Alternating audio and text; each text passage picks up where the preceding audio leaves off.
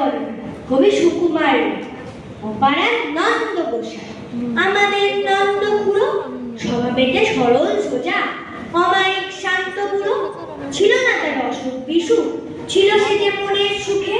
দেখা যেত সদাই তারে উপহাতে হাস্য মুখে। হঠাৎ কি তার খেয়াল হলো, চললো সে তার হাত দেখাতে। ফিরে এলো শুকনো সরু, ঠকাঠক কাঁপছে দাঁতে।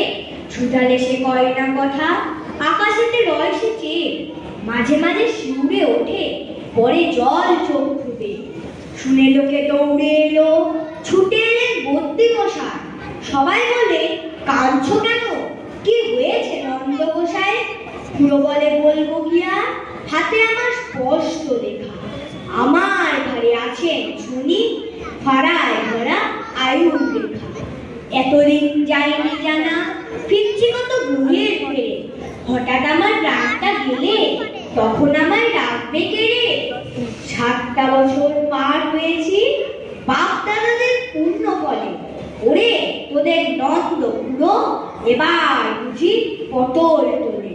কবে থেকে ঘটবে বিপদ, কিছু হয় যায় না বলা। এই বলে সে উঠলো কেঁদে, ছেড়ে ভীষণ উচ্চ গলা।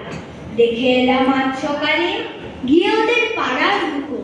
পুরো আছে নেই কো হাসি, হাতে তার নেই কো হুকো।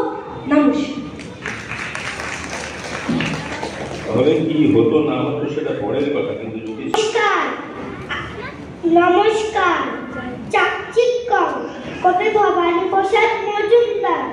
তাকি থেকে টেকো মামা বলে এসে এসে, প্রশ্নটা ভালোভাবে বলো ভেবে শেষে।